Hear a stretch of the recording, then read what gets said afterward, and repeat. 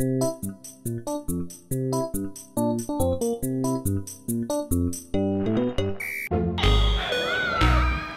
up on this week's All About Hennessey Show, a Dodgeball fundraiser, cleaning up at the schools, and that's one big hunk of ice.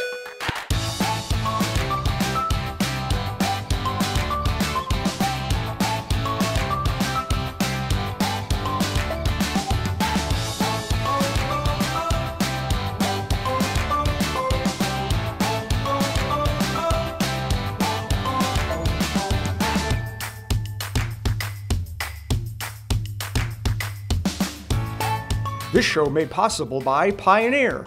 Get signed up this week and get the speed of fiber. GoFiber.com. And Cimarron Electric, serving Northwest Oklahoma with clean, reliable power for over 100 years. CimarronElectric.com. Welcome to the first edition of the All About Hennessey Show. Ooh, we should have like a trumpet playing, you know, some kind of fun things like that. Today's guest is Tim Taylor with 4T's Family Market, and Dr. Woods will be here shortly to give us the school update. But first, the news. So, I don't know about you, but when I was in school, dodgeball was like a really big deal. I mean, was that part of your career? It was when I was in junior high school. It was a really big deal. We played it in grade school, but it got really mean in junior high school. Yeah, if you survived dodgeball, that was a big deal. Yeah, we didn't use balls this big. We used balls this big, and they really hurt. You could fling them. Yeah, I wasn't a really big fan of dodgeball, but who knew that it could be used as a fundraiser? Watch this. Yeah. The Hennessey Downtown Gym, the old school gym on Main Street, was packed with a rowdy bunch of supporters last Saturday.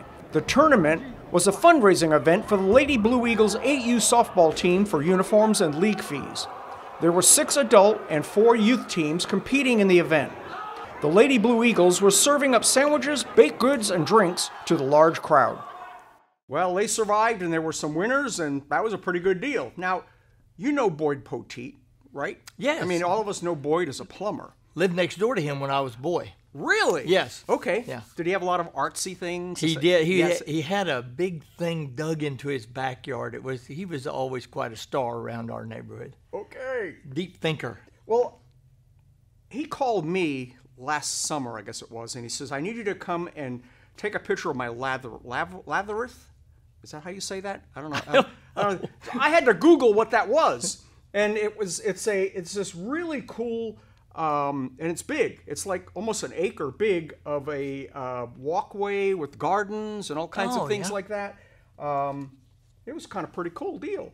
So check this story out about Boyd and some of the things he has created. Most of us in Hennessey know him as a plumber, but Boyd Poteet is an artist dabbling in many forms of art. He has a labyrinth in his front yard and likes to make ice sculptures when the weather cooperates. Boyd said, I've been doing ice sculptures for about 40 years or so. I started doing them in my front yard, but not many people got to see them since I live out in the country.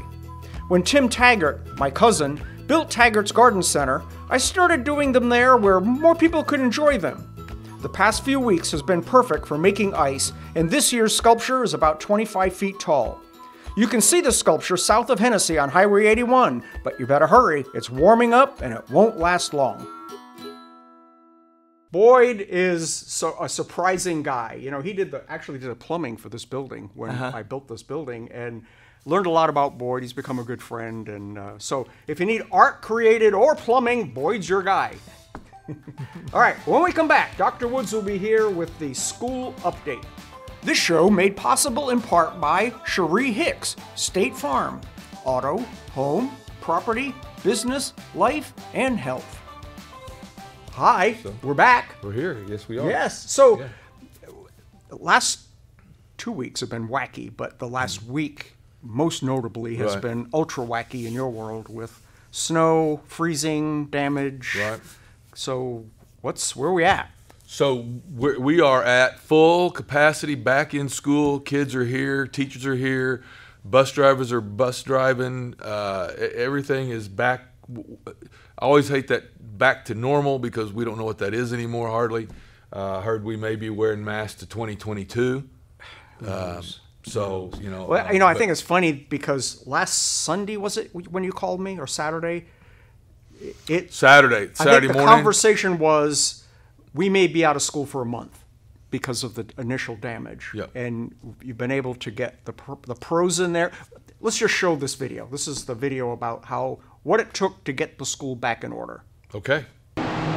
Jet engine sounds, miles of extension cords, and equipment everywhere is the best description about what is happening during the cleanup at the Hennessey Elementary and High School. All of the furniture is piled in the middle of the rooms, and there are dozens of commercial dehumidifiers, blowers, and special sheetrock water extraction equipment running. The school hired 2 professional emergency disaster restoration companies to handle the cleanup. They are using special sheetrock extraction systems in all of the damaged rooms in the elementary school. And the moisture meters that we use are very sensitive, and so I go in and I check every inch of wall to make sure that they're dry. Once that moisture content is below 16%, it can't grow mold. Dr. Mike Wood said, "We are working to get the schools back open as quickly as we can, safely do so." So that video kind of shows the amount of work that was accomplished in, 3 or 4 days? Well, I think we walked into that, I believe, on a Tuesday morning, and we didn't have any idea when it started. We knew it hadn't started Friday, because we had people in the school, but we walked in Tuesday morning, and the city had called. How I knew about it was the water meter had blown off the building. Yeah, it caught on fire. It was spinning so fast. But Tiffany Tillman called and said, "Hey, we just want to let you know that the guys said there's water running out of the school down the street, and they shut the water off, but you probably need to go check it out." And which, when I did, there was the east end of the high school was standing in water. Yep. And the reason it looked so devastating was a lot of the damage came from 2 rooms, three rooms actually, where they had overhead damage, and ceiling tiles had fallen into the floor and splattered everywhere. And so it made it look a lot worse. And then we were in the middle of discovering that incident. Then Jose called and said, "Oh, by the way, there's water running out of the elementary school." So the early learning center did not have any damage. The elementary school did, middle school did not, and the high school did. The dome, the auditorium, the science lab, those were all pretty well spared as well. So what we originally thought was going to be a major high school incident turned out to be not that big a deal once we got the water stopped. Now you've lost 2 rooms for temporary. Yeah, room 1 and 2 are out for the foreseeable future. They are starting. Actually, the new heating unit was already installed in room 1, I believe, is with Miss Gwynn's room. But again, I don't know how many times I've come on here and praised different groups, but our staff, our in-school staff, jumped on top of the situation and started just sucking the water up as quickly as they could. We called, and again, props to Rodney at Executive Carpet and Restoration and Chris at ProClean. They were here, I believe, Wednesday afternoon and started setting up heaters or fans and the dehumidifiers. And because we were at that point, Jose, Donnie, the ladies and their crews had all been in there and started cleaning up and got a lot of the stuff out of the way. So we rented a flood sucker from Man's Rental in Enid. Okay. I kind of enjoyed just even saying it, but it was. I guess I missed that one. Yeah, I mean. well, how many times do you get to go? Yeah, go get the flood sucker. You just don't have that opportunity. It doesn't come up in conversation regularly. No, Jack, where'd you leave the flood sucker? You just don't get to do that often.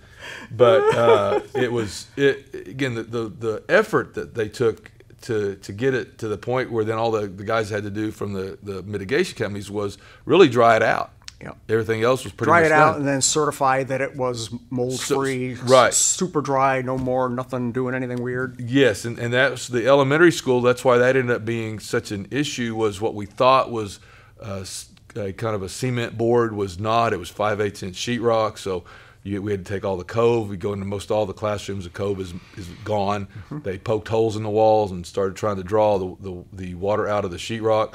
We found water behind if you go down the hallways, there's tile walls, and the tile, behind the tile was showing as wet. So they started doing all they could to get that and it wasn't drying out. Well, Chris said they had to cut a hole in it, and he realized that it was not sheetrock behind the tile. It was kind of a lath and plaster type thing, but it was chicken wire and concrete. And then that's they put that up first, and they attached the tile to that. Well, they had everything set to read sheetrock, and their machines were giving them false readings because it was actually concrete, and concrete's not going to dry like sheetrock's going to dry. So we ran into a few of those things, but by 8 o'clock this morning, when the kiddos showed up and the teachers showed up, the teachers actually showed up at 7:30, but when everyone got there, all the equipment was out.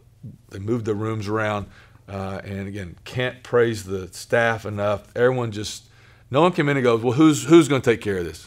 Everyone just jumped in. It was a mess. Every room was upside down. Yeah, we probably had 20 rooms that were addressed by having stuff either shoved to a corner. But again, everyone jumped in, and I can't remember what day it was. I think it was Thursday of last week. Everyone came up. It had to be Thursday because the county guys, once again, came in and bailed us out pushed all the snow up. All the snow out of the parking lots. Yeah, Matthew Fuchsa, his dad came up with a skid steer. I think Ray Ann probably prompted that, but I wouldn't say for sure. But they came up. Gary was bundled up like a snowman out on the little tractor moving stuff where the county couldn't get in with their bigger equipment, and we were able to have clean parking lots when the kids got here, and plus even for the game Tuesday night, we had districts here, and it the parking lot was fully accessible and easy to use. So where we stand right now, everything has tested to where there should be absolutely no mold to worry about, no moisture or contaminants in the room. They've tested that, and they take a graph and they show you where it starts and where it ends up. Well, yeah, I mean, I had a conversation with one of the cleaning I think that guys, was Chris at the elementary. What showed me the instruments that they use to validate and verify or whatever it is that the humidity level in this square inch of sheetrock is this, and it was pretty amazing. And to verify that is Saturday morning I came up with the adjuster that is a independent adjuster but worked for OSmart, and he did the same thing, and he came back, and for me to go and tell the restoration guy how to do it would not have been much value because that's not my area of knowledge, and so the adjuster worked with the mitigation folks, and they determined that it was right or it wasn't right, and that's why we ended up on the hallway walls, was because the adjuster said that's got to be dried out more. We were down to tearing out cabinets in the back of the room. I mean, again, they worked side by side, so now you've got verifying sources that can compare to each other and say yes it is or no it's not. And again, everything is in great shape and ready to go for our kiddos. Very, very cool. Well, I'm excited that you're back up and running, and everything's doing real good. Walked the halls today, and it just was a great feeling to be. I think the kids and the teachers all enjoyed it. Almost 2 weeks since you've been 100%. I think it's over 2 weeks because we were out the full. Remember, the first ice came on a Sunday, and so we were out till the Thursday. About the ice storm. So we came in on Thursday, when we were back out Friday, and that whole week, and then the first 2 days of this week. So we've been out, basically. We haven't been out. We've been doing virtual learning. There were a lot of hallelujahs when we posted last night that school will be open today. This is Wednesday. We're recording this. So it was again. I just got a real sense of people were glad to be back to a standard routine that we've come to get used to. Lunches were being served. They were being with their friends. All that stuff was going on. Awesome. And then last night was the first round of districts for us. Yep. And that went well. Well, game-wise. Well, even game-wise, I think what I've always looked for is growth. Whether it's in the classroom or whether it's on the floor or wherever it is that you look at growth and you just see the girls competing.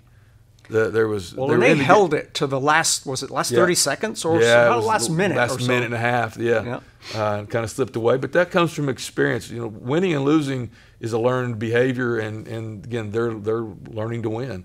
The boys had a little easier row to hoe, and they came through and played like you expect them to. Both teams will be playing on Thursday. I think the girls are at 1 and the boys are at 8, I believe, something You're like right. that. Yep.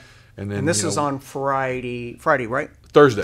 Thursday. So yeah, The day they're actually the day seeing you're this. watching this, 1 o'clock girls play, 8 o'clock Boys. And one of the things, if you come to the game, be prepared because we have to evacuate the gym between games and between sessions and disinfect. So it is going to be a challenge. But again, I think still come up and support our kiddos. It was neat though. Last night I was there as the Stroud people were arriving, and there was a lot of, at our facility. And, so proud to be with the guy that helped make that happen. But it was just neat to see people that were. Well, so far the Dome has performed at every level as we had hoped that it would.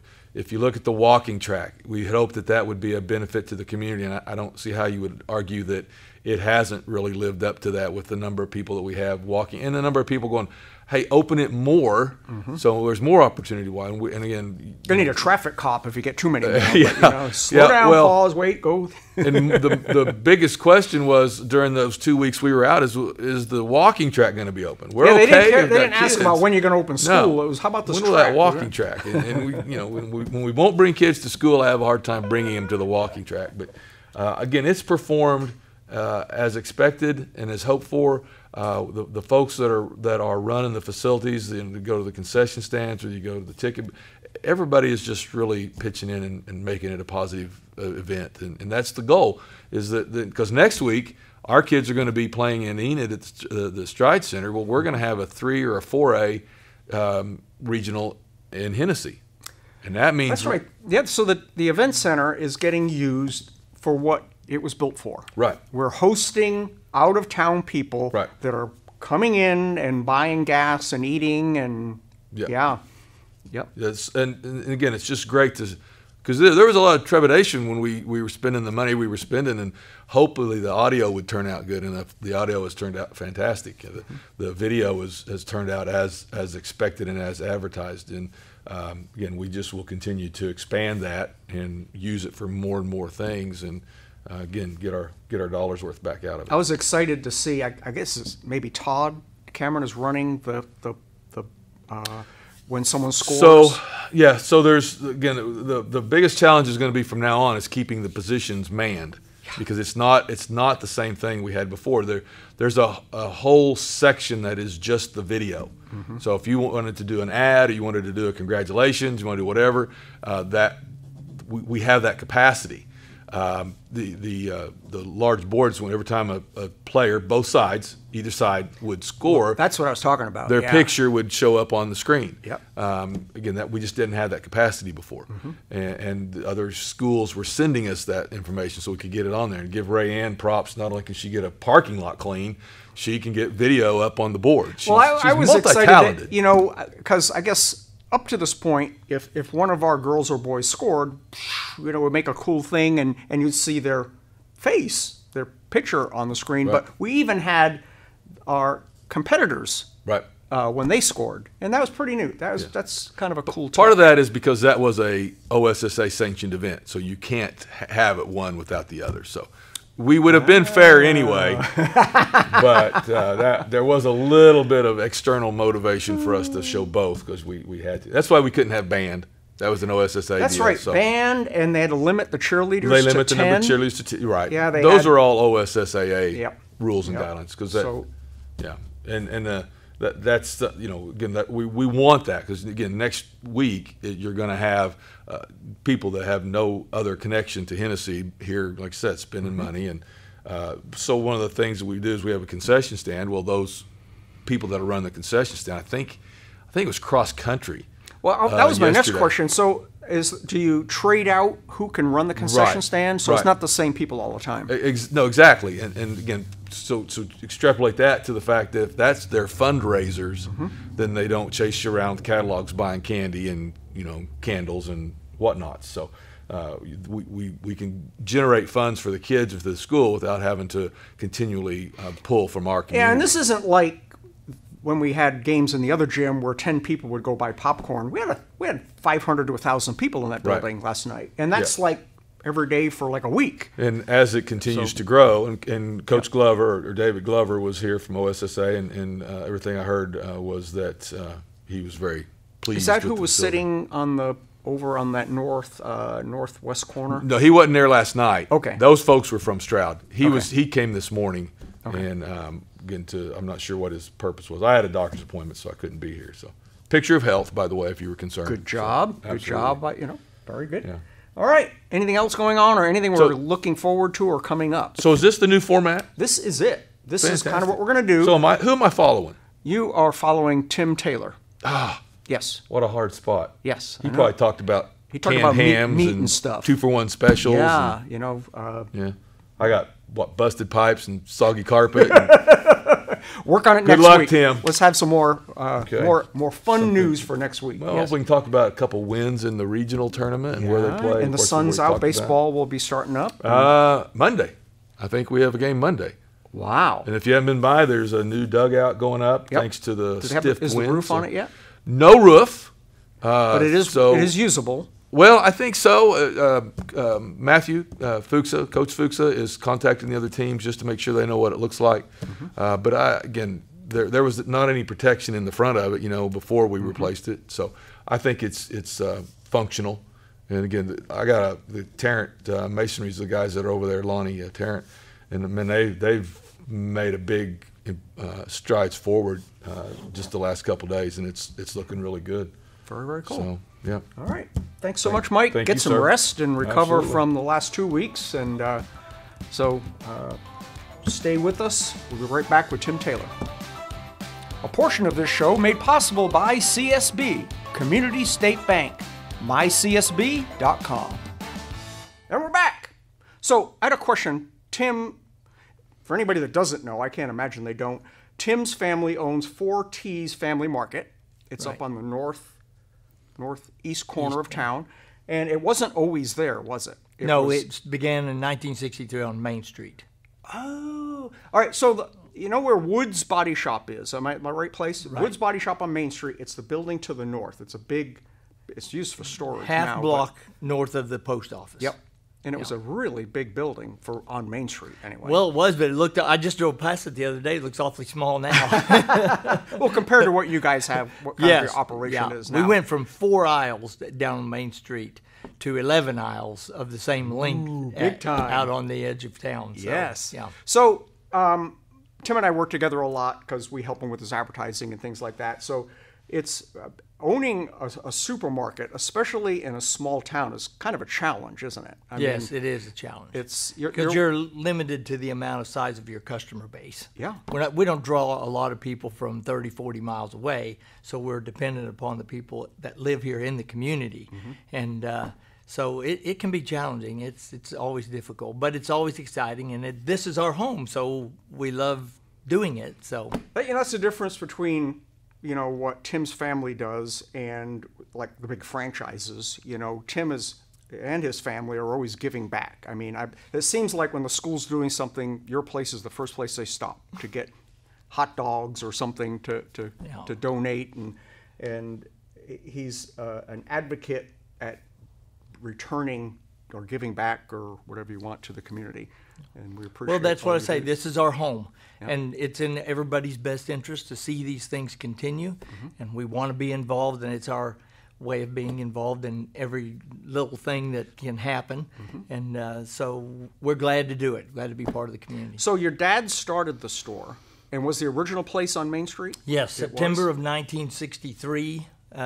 We still lived in Kingfisher. They bought the store from the Rickleys, and he named it 4T's because there's 4 children in our family. All names started with T, and Grandpa Taylor used to call us his 4T's, so Dad named it 4T's, and September 1963. And we moved out where we are now at the northeast corner out there in August of '82, I believe.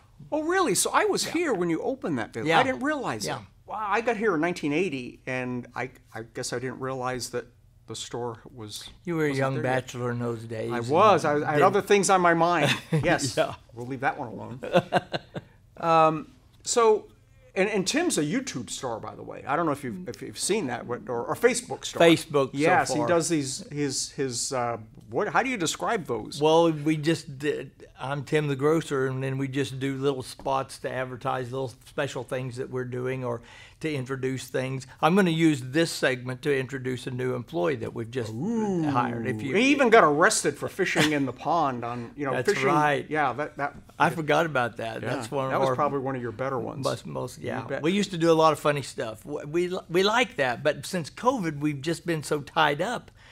We do a lot of delivery now that we didn't do before, and it just seems like there's just no time to. What's the cool thing about a small town? You do what you need to do to get it done. Yeah. And if people need to be delivered, you can deliver and that kind of stuff. So you have one good thing about Hennessey is you're never more than 5 minutes away from any place else. So it's not a big trouble for us to do it. Big problem. Wow. So you have a new employee. I do. We're very excited. It's not Dr. Woods, is it? No, it's not. He's Dr. retiring. Woods. He might be needing something to do. I'll have him come by and fill out an application Okay. so that I have his telephone number. But we have had a change in our meat department. We have a new meat director. Really? And it's Kaylee Fox. She lived here when she was in grade school, all the way up through junior high, then moved away and lived in Edmond. I think after graduation, she moved back here.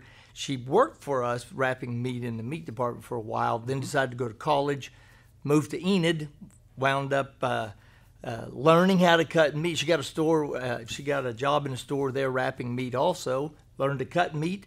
And now we've hired her to be our meat director. So at she's the the store. director of meat. Does That's she have right. like a cool hat for That's that right. position? Or something? Well, she has a hat. I don't know whether it's cool or not. But the main thing is she keeps the meat case full, and we can cut anything at any time with this with her.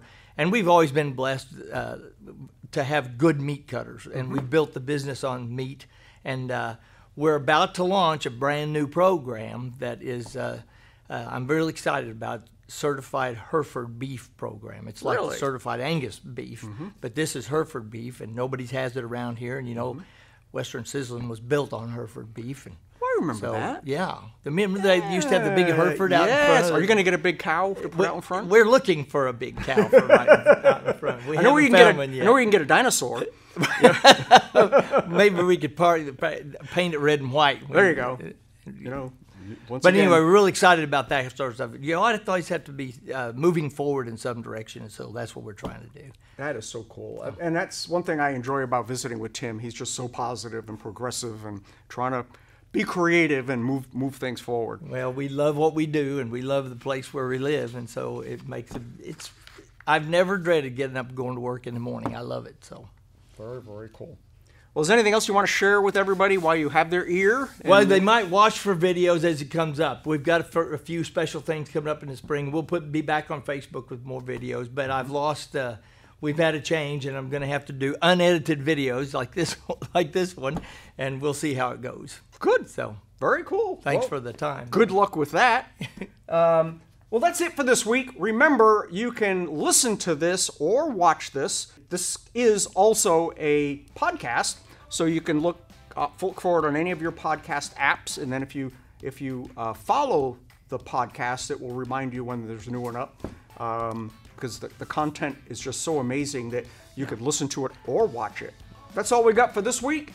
We'll check in next week for the second edition of the All About Hennessey Show. Thanks, Tim. Thank you. I enjoyed it.